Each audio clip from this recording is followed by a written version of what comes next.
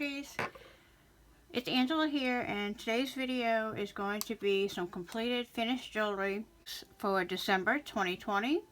And as y'all know, if y'all watch my unboxing, I absolutely loved the blue and the silver. Now I do have a little bit of red and green up here for Christmas, just because I used those little snowflake charms from the box on that bracelet, so I wanted to show it to you. But loving the blue and the silver. So I wanted to go ahead and show you some of the pieces that I made. And I think I have 3 necklaces, 5 bracelets, and 7 pairs of earrings. And I did incorporate some things from my stash, and I'll let you know as we go through the pieces. And then at the end of the video, I'll put the necklaces on the bust form and let y'all see those. So the first thing that I did was I had made this little bracelet, and I had these little flower links in my stash, and used those really pretty snowflake check glass beads and connected them. Added a little chain for an extender on the end with a little dangle. It was really pretty, simple but fun bracelet. Let me turn it around so y'all can see that. Really pretty. I'm not going to clasp it because it takes me too long to clasp it on my own with the lobster. But you can see that it does have the extender, and it does have that little dangle on the end. Super cute. Fun and easy little project to do, so I made that. And then the little earrings to go with it. I had these round circles in my stash. Used a connector, and then put a little piece of the Rolo chain that came in the box, and then hung the little snowflake charm from that. So these earrings are a nice match to, I had to drop these this morning. So these earrings are a nice match to, oh goodness, okay, I'm just going to lay that down because it's not cooperating with me. There we go. I'll lay that down, but you can see that it is a match for the bracelet. And what I like about the earrings is sometimes I like the chain behind it, but you can very easily make it go in front and have the chain dangling from the front. They're very versatile, but I like it in the back. So that's how I designed them. And so those go with that little bracelet there. Then I made a really long necklace, and let me show you what I did. Let me get it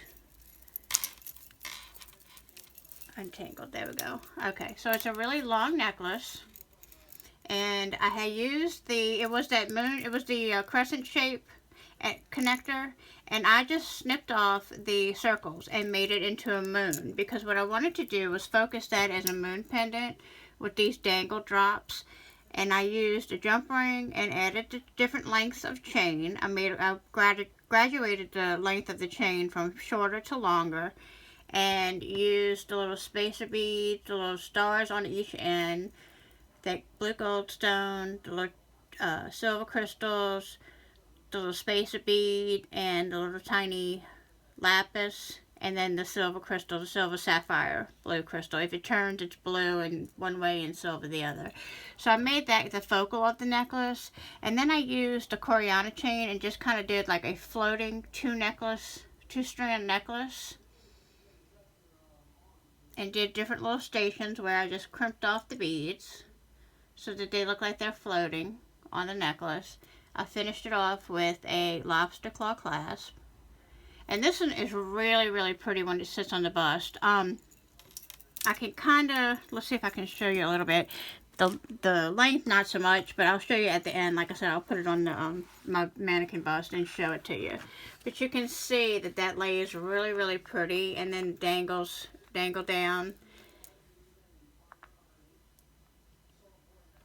So I really love that. When I did that, I made this necklace first, because when I saw the crescent shape, I was like, oh, that needs to be a moon with those stars on the end. Really got my creative juices flowing to begin with.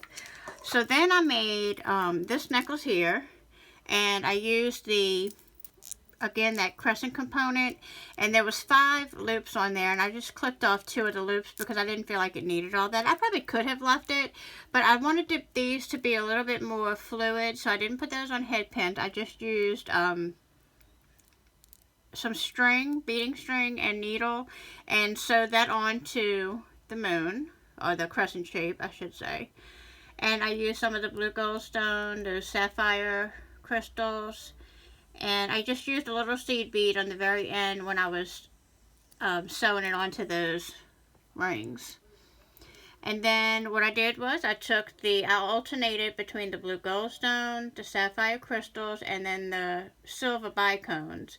And in between each one I put 4 little silver seed beads, kind of as spacers. And it gives it a more delicate look. I really like that. So that was a really pretty, very easy to string up necklace. And to go with that necklace, I did, really any of these earrings kind of go with it because I used the crystals in them. But these were really pretty. And what I did was I used a post style earring because I felt they were long enough on their own. I used a silver little spacer bead, and then I had a cone, like a bead cone, and then I used an eye pin and attached my chain, and I put all the chain the same length, and on the end of it, and I put 5 lengths of chain hooked up to the eye pin that is going through the top, and I just dangled different beads that I had left over. Like I only had 2 of these after I made one of my necklaces. I only had 2 of these beads left. And so I just used, like I said, I put a different bead on the end of each one. The star, the lapis, the crystal, the blue goldstone, and then the little crystal and that little rondelle. And I thought these came out really pretty. And like I said, I could have put it on an ear wire, but I just felt like they were long enough as they were, so I did put them on the post back earrings, and they're perfect. I tried those on. I really like these. And also, if these are too long, like if you find that, you know, you're like, oh, I really don't like long earrings like that, you can always shorten the chain and just have your dangles would be a little bit shorter. So it's very adjustable to your liking if you don't like long. That's why I didn't continue to put the ear hooks on them, the French wire hooks. These also would go with, let me go ahead and show the next necklace. This is the last necklace that I made. I used that really pretty focal pendant that we got in the box. I used the crystals, and I used those beautiful faceted rondelles. You know, I love those. If you watched the video, I love the garnets that we got in the box like a couple months ago that were just like that. And so I used those, used the bead caps to frame the 2 bigger beads, and just kind of followed my pattern all the way down. At the end, I finished it off with an extender chain and a lobster claw in case I wanted to wear it longer or shorter. And I do have the little dangle with the little bead caps on the end. And to kind of go with that one, I do have this here, has the little rondelles, the crystals, and then the bead cap with the other blue faceted bead. And I used the toggles as my earring component, and just added a jump ring and the little length of chain. Again, I used that chain just to give it the different lengths for the drops. But I used the toggle clasp, 2 of the toggle clasps for these earrings here. These earrings, I just used, I had a Jesse James bead pack that I had bought from Walmart. And they had 2 of these kind of sparkly little, they reminded me of like kind of ice beads. So that's why I kind of used those with the snowflakes. I thought they were really pretty for winter. And so just a really easy pair of earrings to make. Just put an eye pin, dangle the little charms from the bottom, and attach the ear hook at the top.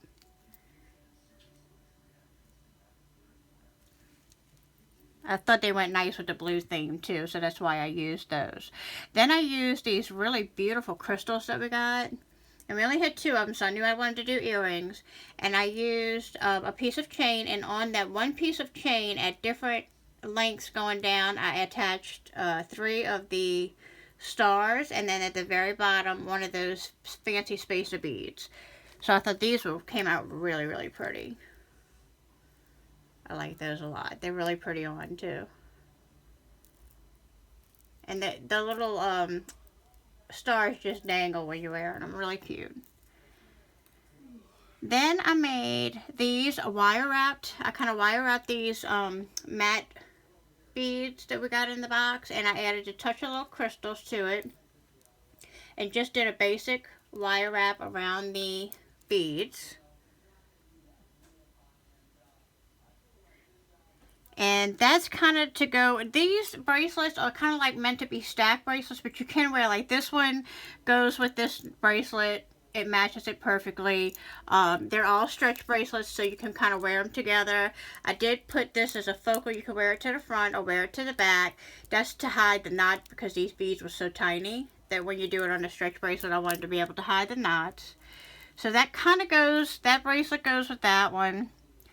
This bracelet is the matte beads with those fancy spacers and the sapphire crystal rondelles. Again, that's another stretchy bracelet.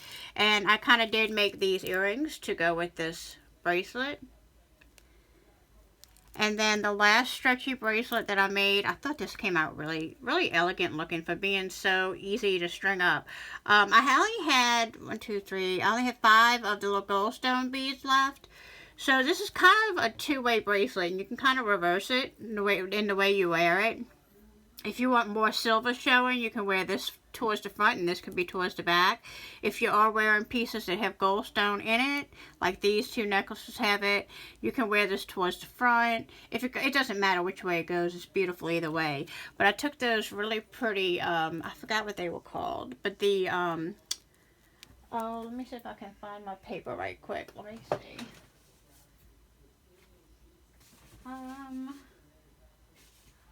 Guys, I don't know where it is. But anyway, it was the shorter strand of the beads. They were kind of that matted, kind of druzy looking bead. And then I just put these little silver bead caps. And then I did use these bigger spacers. These were in this month's bag, the little star spacers in between. I found that these spacers, to me, were a little I didn't use it in any of the other pieces because I found that they were kind of big. And so when you put them next to the smaller beads, they look kind of, it just didn't look right to me.